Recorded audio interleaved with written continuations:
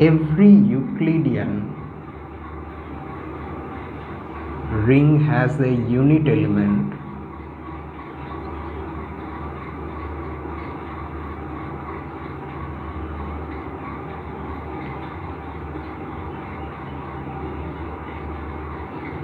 by virtue of our main theorem, the starting theorem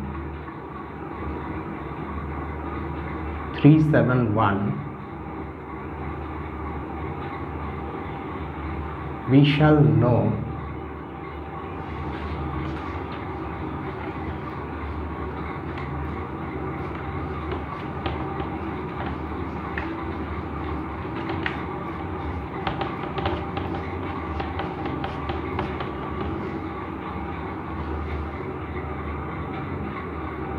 that every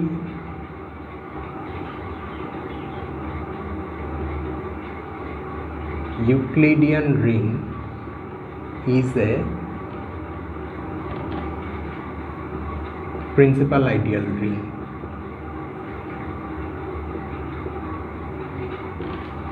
Okay, as of now we can't say that because we haven't proved that Euclidean rings have unit elements.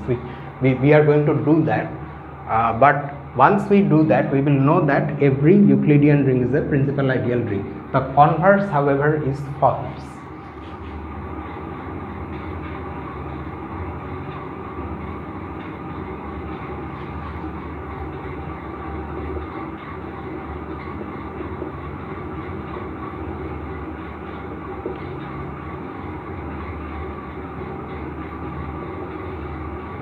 There exist principal ideal rings which are not Euclidean rings.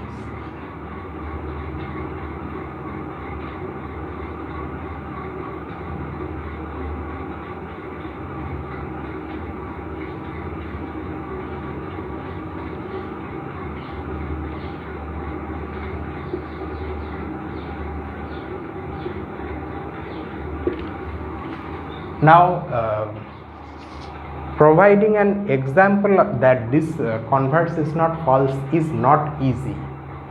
I have gone through some examples, but most of them involve extensions of rings or extensions of field, quadratic number fields, etc.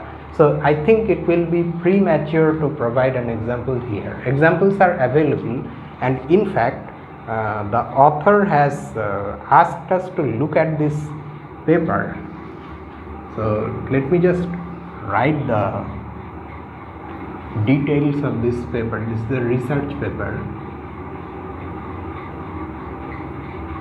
He writes like this: see the paper by T. Motzkin.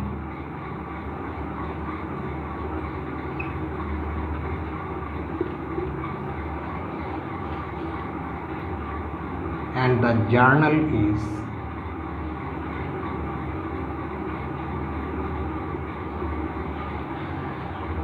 Bulletin of the American Mathematical Society.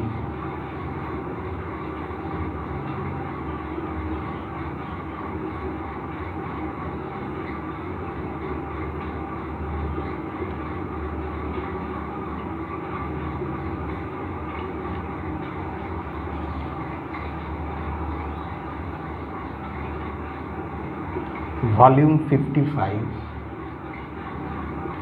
year is 1949,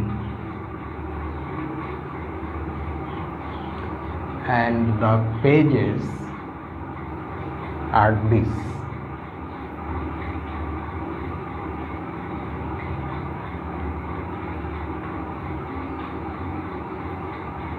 If you have looked at journals, mathematical journals, you would know that they come in volumes, and using the volume number and the year and the pages in which that paper, in one volume there will be many papers, so the pages will indicate where that paper is located. And there is, of course, it has a title.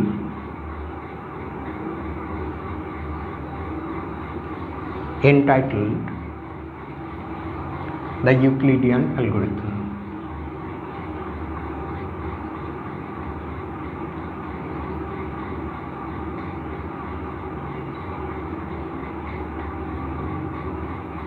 So if you have access to this journal, you can see here there are examples of Euclidean, principal ideal rings which are not Euclidean rings, but examples are also available on the internet.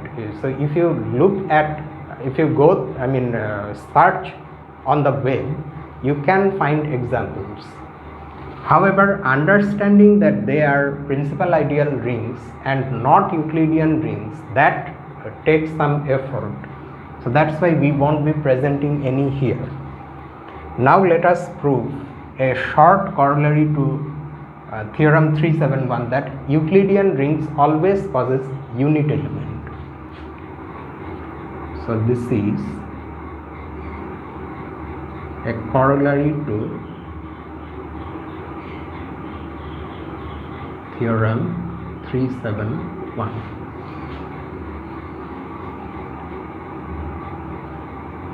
If R is a Euclidean ring,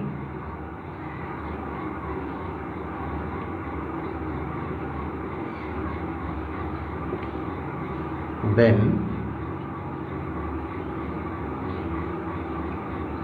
R has a unit element. I always find this somewhat amusing, that any such ring must have a unit element.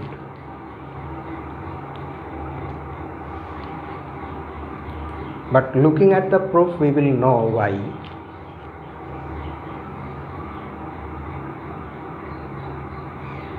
I think the first theorem, which says that all ideals are principal ideals, is the main theorem of Euclidean rings, because it is very strong. Every ideal is a principal ideal. Most of the things that we will see in this section, they come from that result. So let us now see the proof of this.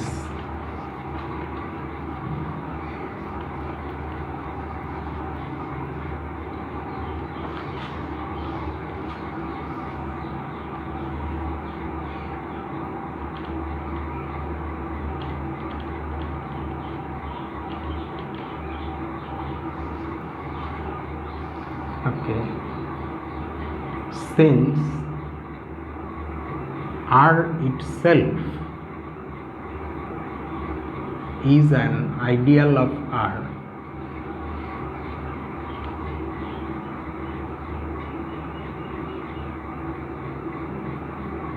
we have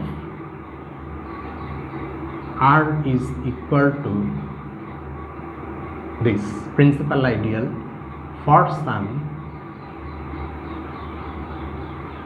R belonging to R. Because every ideal is a principal ideal and R itself is an ideal of R, so R will also be a principal ideal. Okay. Since R is an element of R, so R will be a multiple of R, because this is the set of all multiples of R by the ring elements. Since R is in R, this will also be a multiple of R. We have R is equal to CR for some C belonging to R. We claim that this element C acts as a unit element. So to show that, we have to prove that if we multiply C by any element of the ring, then the result is that element itself. C has no effect on multiplication. Now,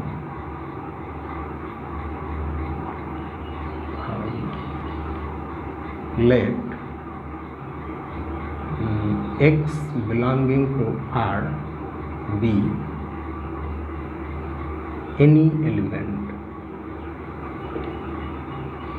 then x belongs to this also, and so x is equal to yr for some element y belonging to R. Because x being an element of R will also be a multiple of small r for some element y in R.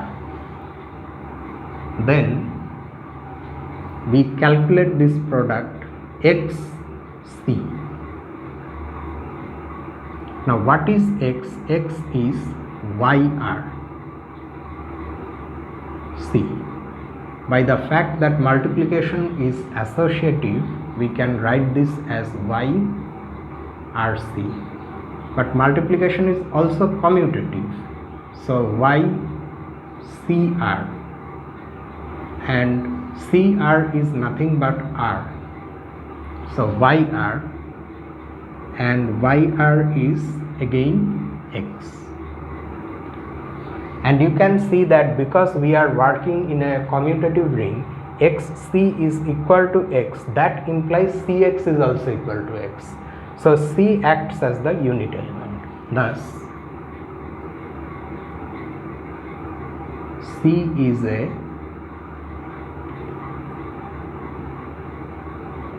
unit element in R, and this completes the proof. So in a Euclidean ring we always have a unit element, and that's why every Euclidean ring is a principal ideal ring. Okay, now we try to bring the other concepts of number theory into this situation.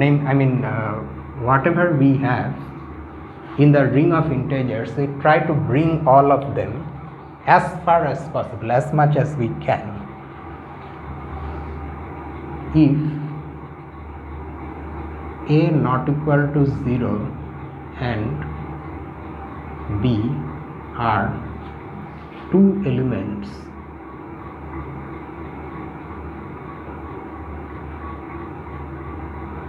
in a commutative ring,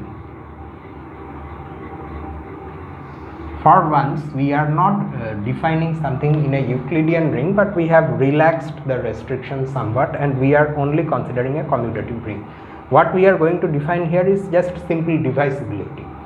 What divisibility means in the ring of integers, we are going to define something exactly similar in case of a general commutative ring.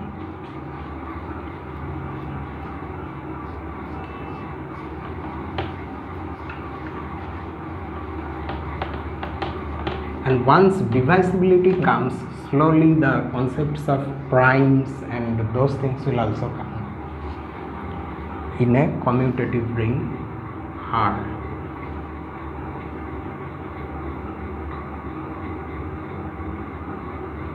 We say that A divides B, or B is divisible by A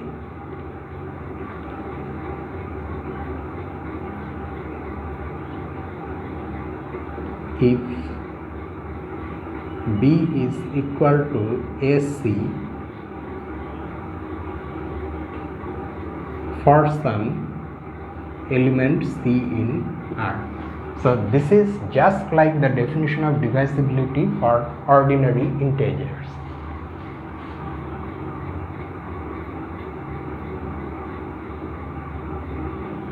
We denote by this symbol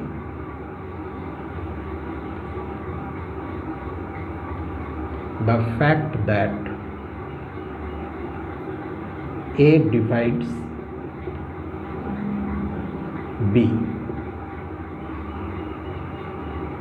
and this you can understand, this means the negation.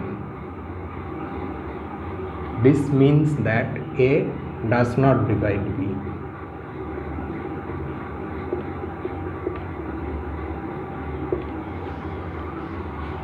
Okay. Now, whenever these notations are being used, it should be understood that A is non-zero, otherwise it's meaningless. Okay, we still in a general ring also, just like ordinary numbers, division by 0 is not defined. Division by 0 is there, or rather I should say, we need the concepts of infinity in one part of mathematics. In measure theory we need infinity. There are other parts also where in fact infinite numbers are there. If we study cardinalities, there we have infinite numbers. However, in these parts, in ordinary algebra or analysis, infinity is not treated like that. Okay. So now, based on this definition, there are some pretty easy statements that can be proved about divisibility. They are so easy that they have been given as remarks,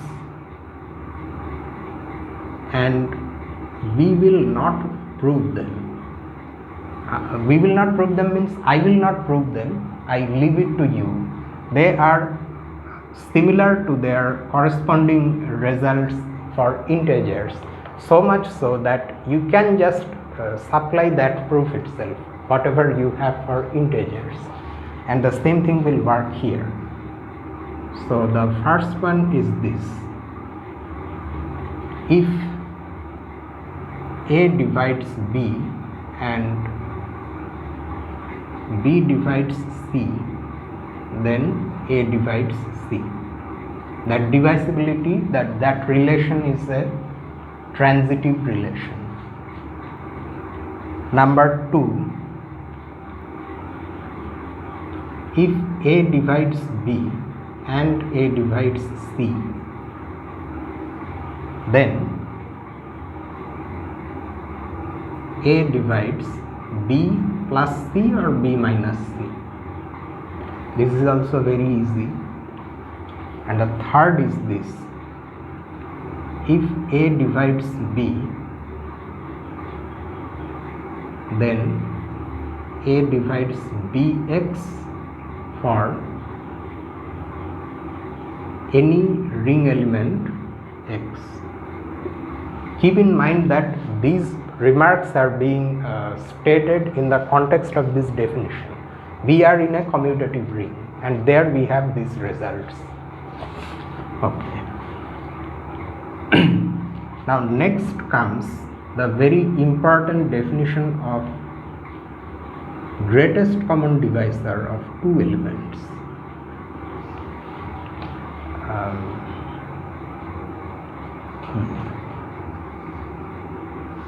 This definition of greatest common divisor will also be made in a commutative ring, although the author has not mentioned that the ring is commutative. We will mention this because otherwise it may be confusing. Let R be a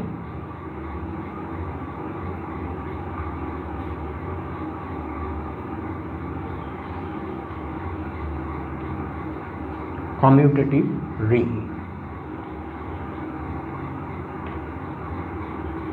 for two elements A and B belonging to R.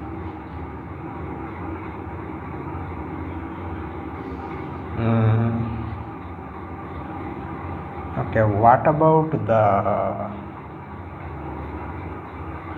that will be mentioned in the result, not in the definition. I was thinking whether I should say that at least one of A or B should be non-zero, but the definition does not mention that.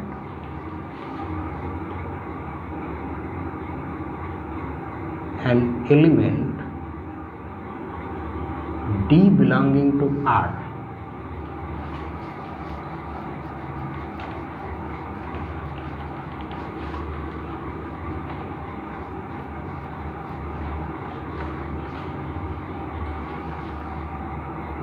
is said to be a greatest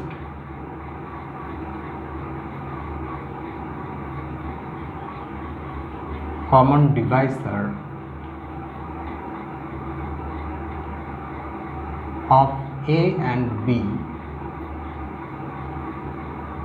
if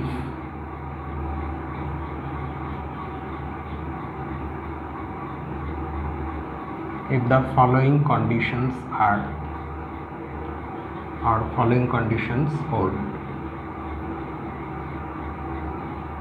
Number 1, D divides both A and B.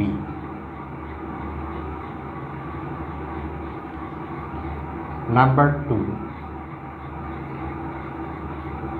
if C is an element in R such that C divides both A and B,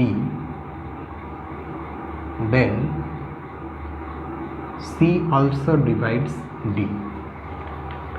If we are in a commutative ring and we are given two elements, then an element D in that ring is said to be a greatest common divisor. Look at this, not the greatest common divisor. Okay. Now here we deviate somewhat from our ordinary perception of the greatest common divisor. We will see why. In a general commutative ring, there may be more than one greatest common divisor. Actually, not in a general commutative ring, we are going to study them in a Euclidean ring. We have defined this divisibility, greatest common divisor, these concepts in a general commutative ring. But after all, we are going to study them in a Euclidean ring. There also, we will see that if two elements are given to us, at least one of which is non-zero, then they have a greatest common divisor, but there may be more than one. How, that we will see. Okay, so now such an element will be called a greatest common divisor of A and B if these two conditions are true, and they are just like the ordinary definition of GCD that you have in case of integers, namely that the element should be a common divisor of A and B, and if we have some other common divisor C of A and B, then that has to divide this one, D. Okay, B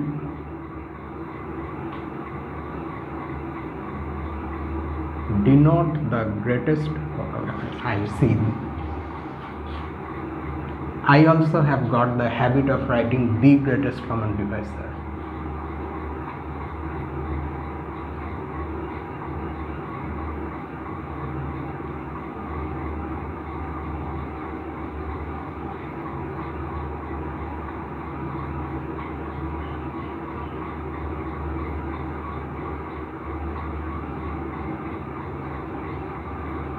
By the symbol this.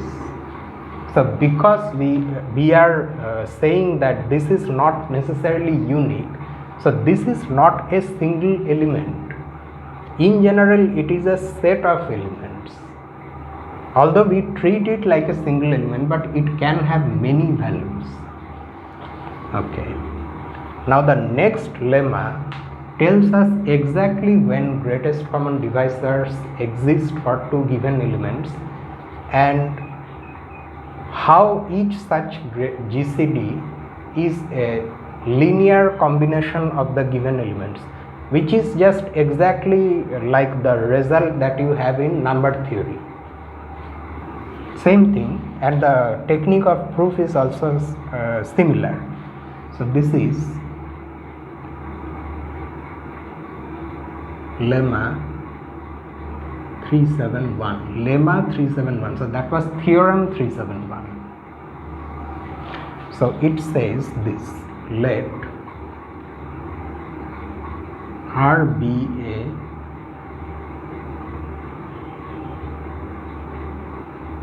Euclidean ring let A, B be two elements in R at least one of which is non-zero. This condition of at least one of them being non-zero is not there in the actual book, which is a mistake, because if both of them are zero, it does not make sense. The proof does not make sense, and in that case GCD also does not exist.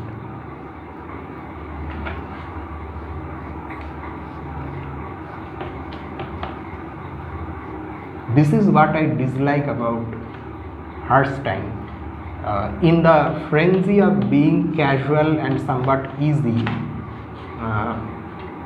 he has committed some mistakes which are actual mistakes, at least one of which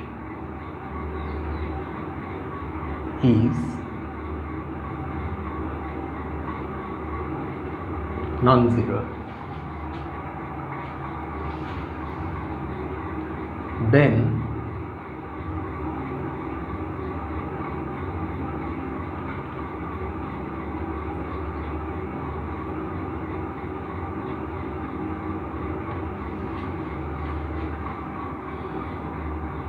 should I write it like this, or let me just change it slightly. Then their THEIR, their greatest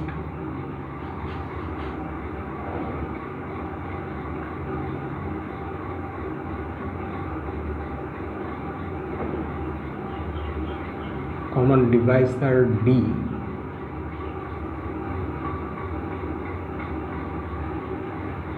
exists in R,